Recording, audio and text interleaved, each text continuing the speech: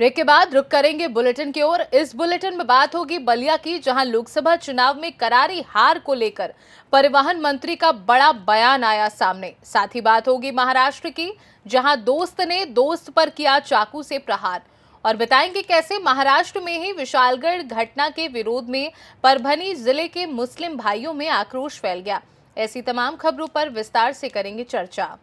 खबर बलिया से है। लोकसभा चुनाव में यूपी में बीजेपी के खराब प्रदर्शन पर योगी सरकार के मंत्री दयाशंकर सिंह ने कहा कि विपक्ष द्वारा भ्रम फैलाया गया कि आरक्षण समाप्त कर देंगे और संविधान बदल देंगे।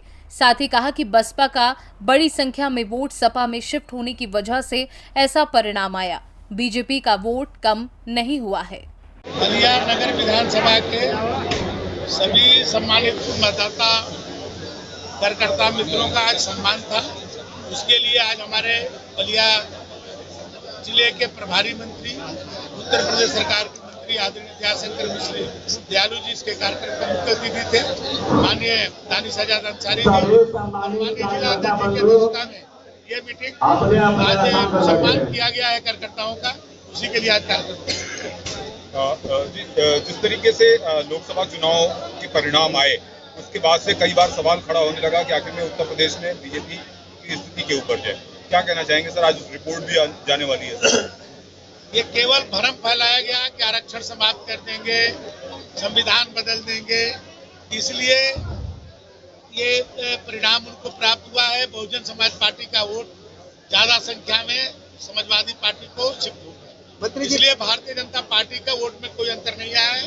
केवल बहुजन समाज पार्टी का वोट जो है सपा में शिफ्ट होने के कारण ये रिजल्ट सामने आया। कांवड़ यात्रा को लेकर जिस तरीके से योगी सरकार का फैसला आया है कि सभी दुकानों का नामकरण होना चाहिए, उस पे नाम अंकित होना चाहिए, इसको लेकर विपक्ष सहित आपके सहयोगी दल यानी आरजेडी और आरएलडी भी विरोध कर रहे हैं। क्या कहना चाहेंगे? मुझे जानकारी नहीं सर। आदेश ये है कि सभी दुकानों पर नहीं, केवल कांवड़ यात्री जिस रास्ते से, मुझे जानकारी नहीं सर। आज तो सबसे बड़ा मुद्दा यही है सरकार, मुझे जानकारी नहीं सर। 21 तारीख को और 22 तारीख को आरएसएस और भाजपा की लखनऊ में बैठक होने जा रही है और आरएसएस भी उसमें शामिल होगी, क्योंकि माना जाए कि जो डैमेज कंट्रोल योगी और केशव मौर्य के बीच है उसको काटने के लिए ये बैठक होने जा रही है। उनका रूटीन बैठकें होती रहती है, पहले से निर्धारित रहता है।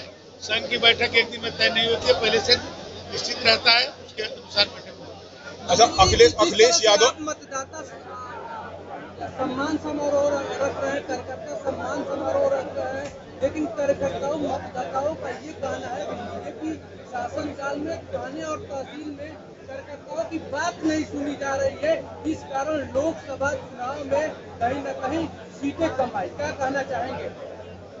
ये कारण नहीं है, अफवाह फैलाया गया कि संविधान बदल जाएगा, आरक्षण खत्म कर दिया जाएगा, इसके कारण बनाओ। पहले अपनी पार्टी को बचाएं, पहले अपनी पार्टी को बचाएं, फिर तब दूसरे के लिए बात है। संगठन बड़ा है या सरकार? दोनों बराबर है, दोनों बराबर है। लेकिन सरकार के लोग संगठन में जाते हैं और संगठन के लोग सरकार में आते हैं। आप देख नहीं रहे हैं, हमारे राष्ट्रीय अध्यक्ष जी आज मंत्री हैं।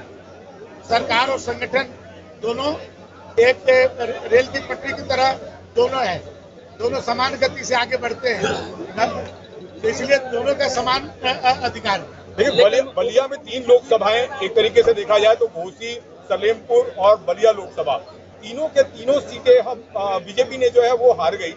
आखिर क्या इसका आप वजह मानते हैं? बस समाजवादी पार्टी और कांग्रेस पार्टी द्वारा फैलाया गया अफवाह। तो क्या समाजवादी पार्टी की रणनीति को बीजेपी समझ नहीं पाई? ये अफवाह को हम लोग नहीं समझ पाए और इस पे वो लोग सफल हो गए।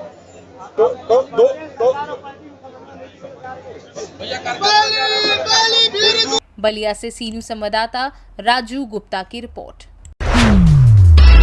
गरियाबंद जिला के छुरा विकासखंड के ग्राम पंचायतों में राजस्व पखवाड़ा का आयोजन किया जा रहा है, जिसमें तहसीलदार अपने अधीनस्थ कर्मचारियों के साथ शिविर का सफल संचालन किया जा रहा है।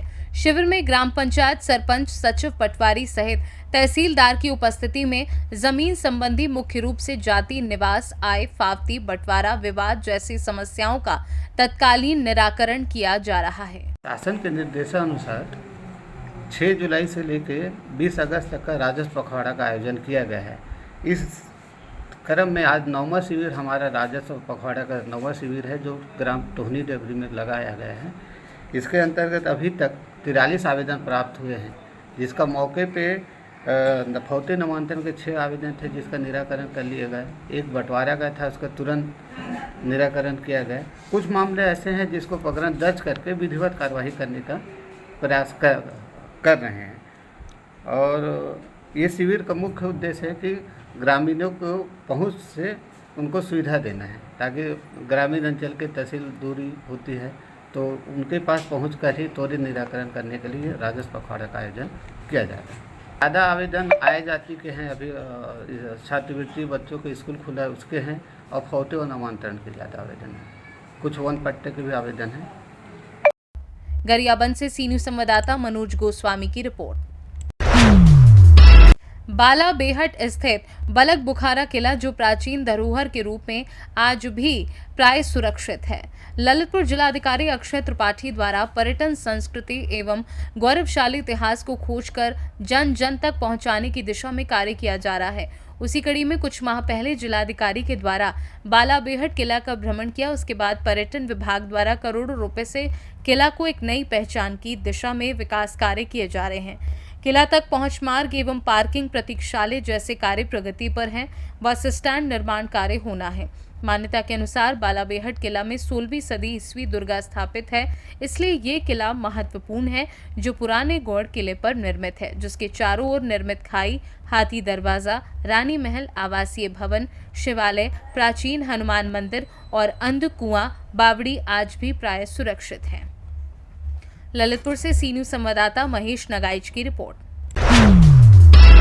महाराष्ट्र के गोंदिया सिटी पुलिस स्टेशन अंतर्गत सिंगल टोली मैदान दरगाह के पास दिल दहला देने वाली घटना सामने आई है।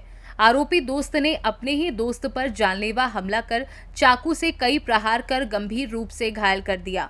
इस घटना को 17 जुलाई को अंजाम दिया गया था। इस मामले में सिंगल टोली गोंदिया निवासी 30 वर्षीय प्रशांत सुरेश वाघमारे व लक्ष्मी नगर गोंदिया निवासी 42 वर्षीय अविनाश ईश्वर बोरकर को गुरुवार 18 जुलाई को गिरफ्तार कर लिया गया है। वहीं जख्मी युवक का नाम गंगाधर विजय चंद्रिकापुरे, उम्र 40 वर्षीय, लक्ष्मी नगर नाम बताया गया है।